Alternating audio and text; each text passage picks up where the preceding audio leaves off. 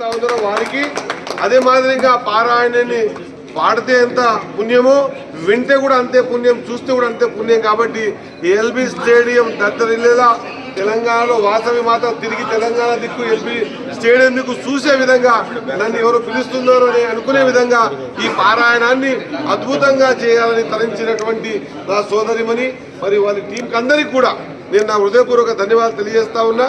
ఖచ్చితంగా ఈ పారాయణం ద్వారా తెలంగాణలో ఆర్థిక స్థితిగతులు మార్పు రాబోతా ఉంది. తెలంగాణ వెనుకబాటుతనానికి ఆర్థిక స్థితిగతులు బాగాలేవు. ఇప్పుడు తెలంగాణ కోసం ఈ పారాయణం చేస్తున్నట్టు నాకు అనిపిస్తూ ఉంది. తెలంగాణ ముందుకు రావాలా. ఖచ్చితంగా నా వైశ్య సోదరులందరూ కూడా ఈ పారాయణాన్ని బాధ్యతగా తీసుకొని ఖచ్చితంగా 25 అంటున్నారు కానీ నాకు తెలిసి 45,000 మంది ఆ స్ట్రెంత్ దాటుతారు, ఈ పారాయణలో పార్టిసిపేట్ అవుతారు. తద్వారా ఒక మంచి వైబ్రేషన్ క్రియేట్ అవుతుంది.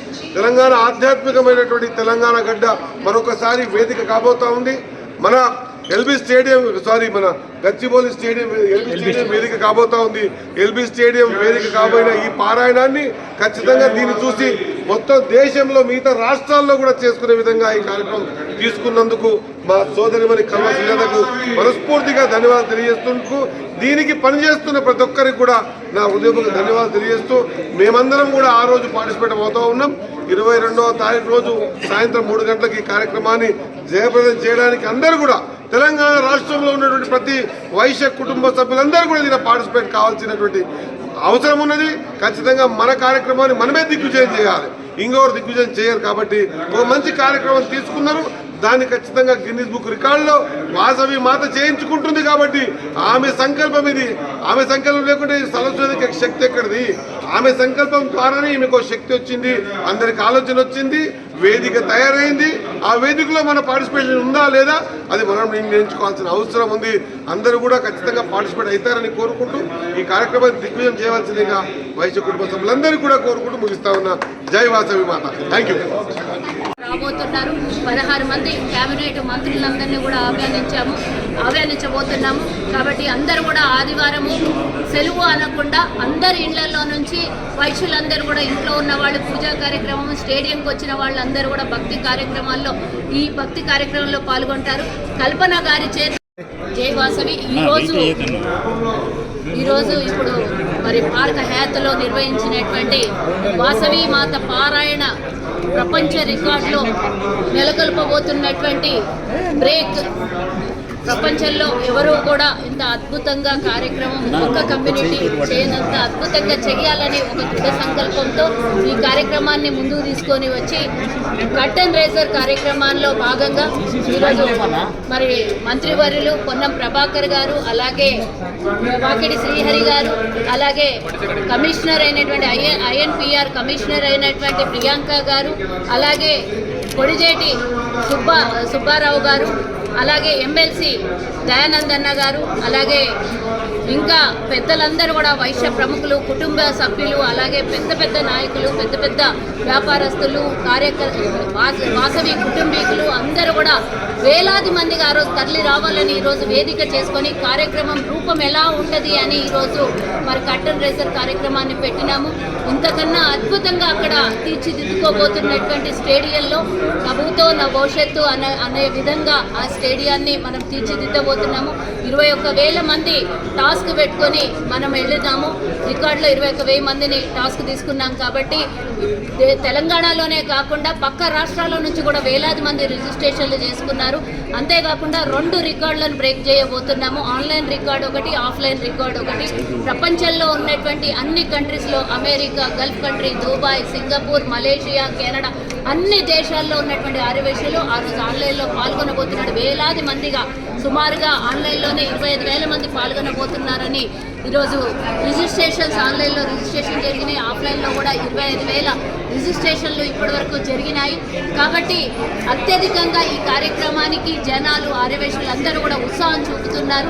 102 పోత్రికులైనటువంటి ఆర్యవైశ్యులు అమ్మవారు అగ్నికి ఆత్మార్పణ చేసుకున్నప్పుడు 102 పోత్రికులు మాత్రమే మరి అమ్మవారితో ఆత్మార్పణ చేసుకున్నారు దంపతులు. కాబట్టి అమ్మవారి వంశీకులైనటువంటి 102 గోత్రికులతో మరి ప్రపంచంలో ఆర్యవైశ్యులందరూ వ్యాపార కుటుంబీకులుగా మిగిలిపోయారు. అదే ఉద్దేశంతో 102 గోత్రాలు, 102 శ్లోకాలు ఉండాలని మనము ఒక దృఢ సంకల్పంతో ఈ కార్యక్రమానికి ముందుకు తీసుకెళ్తున్నాం. మరి 16 మంది పీఠాధిపతుల చేత మరి వారు ఇచ్చినటువంటి 102 శ్లోకాలు నిర్ణయం చేసి ఈ పారాయణాన్ని మనం సంకీర్తన చేసి ఆ రోజు ఎల్బీ స్టేడియంలో చక్కని వాతావరణము, అంతకన్నా మించి భక్తి శ్రద్ధలతో జరగబోయేటటువంటి ఈ కార్యక్రమానికి మరి 35,000 మందికి ఎంట్రీలు రెడీ చేశాము. ఇప్పటివరకే మేము ఎంట్రీ ఎలా ఉంటుంది? ఫ్రీ ఎంట్రీ అన్నీ ఫ్రీ అమ్మా. భోజనాలు ఉంటాయి, ఎంట్రీ ఉంటుంది, వాహనాలు కూడా ఏర్పాటు చేయాలి అని మా స్వచ్ఛందంగా మా ఆర్యవేశులందరూ కూడా ముందుకు వస్తున్నారు. ఈ కార్యక్రమానికి మరి నాతో పాటు పెద్ద శ్రీధర్ గారు, మరి అలాగే సంతోష్ సరాఫ్ గారు, అలాగే రమాకాంత్, చీకోటి నిఖిత, చాలామంది ఇలా చైతన్య, మరి దీప్తి, అలాగే హరిక, చాలామంది ఈ కమిటీ సభ్యులు కూడా కష్టపడి ఇన్ని రోజుల నుంచి ఈ కార్యక్రమాన్ని 4 నెలల నుంచి రూపుదార్చుకుంటోంది. అంతేకాకుండా అందరికీ ఫ్రీ ఎంట్రీలు, ఆన్లైన్లో ఒక రిజిస్ట్రేషన్ ఫామ్ పెట్టి మరి ఈ నెల 22 తారీఖున తెలంగాణ ఆర్యవైశ్య కార్పొరేషన్ చైర్మన్ కాల్వ సుజాత గారి ఆధ్వర్యంలో ఒక అద్భుతమైన కార్యక్రమం నిర్వహించడం జరుగుతుంది. వాసవి పారాయణం, అది కూడా 40,000 మంది పైచిలుపుతో వాసవి గుణవారి పారాయణం గిన్నిస్ బుక్లో చోటు దక్కే ఈ యొక్క పారాయణానికి వైశ్య సోదరులందరూ కూడా పెద్ద ఎత్తున ఎల్బీ స్టేడియానికి చేరుకోవాలి. 22 ఆదివారం. మరి మన యొక్క ఐక్యమత్యాన్ని సత్తా చాటే విధంగా ఈ యొక్క కార్యక్రమం మరి అందరూ కూడా రావాల్సిందిగా మనం చేస్తున్నాం. వాసవి మాత అంటే ఓన్లీ వైశ్యుల అమ్మవారు కాదు, మరి హిందుత్వానికి అమ్మవారు ప్రతి ఒక్క హైందవ సోదరులని అమ్మవారి ఆశీర్వదిస్తుందని చెప్పి సందర్భంగా తెలియజేస్తూ, మరి వైశ్యులు ముఖ్యంగా సనాతన ధర్మాన్ని కాపాడడంలో ముఖ్యమైన పాత్ర పోషిస్తుంది. ఎలాగంటే గుడ్లకి దానాలు, పూజలు, యజ్ఞాలలో ముఖ్యంగా గోసేవలో వైశ్యులు ముందుంటారని చెప్పి ఈ సందర్భంగా తెలియజేస్తూ, మరి నేను ఒక్క కులాన్ని నా కులం అని చెప్పి నేను గొప్పగా చెప్తలే, ప్రతి ఒక్క కులం వారు మరి హిందుత్వానికి పాటుపడాలి, ముఖ్యంగా మన సనాతన ధర్మాన్ని కాపాడే విధంగా ముందుకు సాగాలి అని చెప్పి సందర్భం తెలియజేస్తూ, మరి నాకు ఈ అవకాశం ఇచ్చిన అందరూ కూడా ప్రత్యేకంగా ధన్యవాదాలు తెలియజేస్తాను. సో స్పోక్స్ పర్సన్ గా కూడా వచ్చేసారు మీరు ఇప్పుడు. సో ఎలా ఉండబోతుంది? ఇంకా డెఫినెట్ గా నేను అఫీషియల్ గా స్పోక్స్ పర్సన్ గానే కాకుండా కూడా నా వాయిస్ తెలంగాణకి, ఆంధ్రాకి, కర్ణాటక బార్డర్, మహారాష్ట్ర బార్డర్ వరకు అయితే వినబడుతుంది. నా వాయిస్ ముఖ్యంగా హైందత్వం గురించి దేశం మొత్తం వినబడే విధంగా హైందవ సోదరులు ఏకతాటిపై ఐక్యమత్యంతో ముందుకు సాగే విధంగా, ముఖ్యంగా గోరక్షకులు విషయంలో చాలా ప్రభుత్వాలు మరి అక్రమ కేసులు బనాయిస్తున్నాయి. మరి అట్లాంటి వాటికి మనమందరం కూడా ఐక్యంతో ముందుండి గోరక్ష చేయాల్సిన అవసరం ఉంది. ఆల్రెడీ 2,000 మండలాలలో మనము హిందువులము, మైనార్టీలైనము.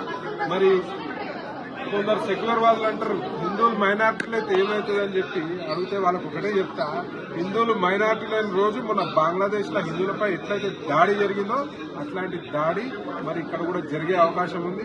కానీ మేము కానీయము, హైందవులంతా వాళ్ళ మార్పు చెందినారు, ముందరకు వస్తున్నారు, ఐక్యపత్యంతో ముందుకు సాగుతున్నాం.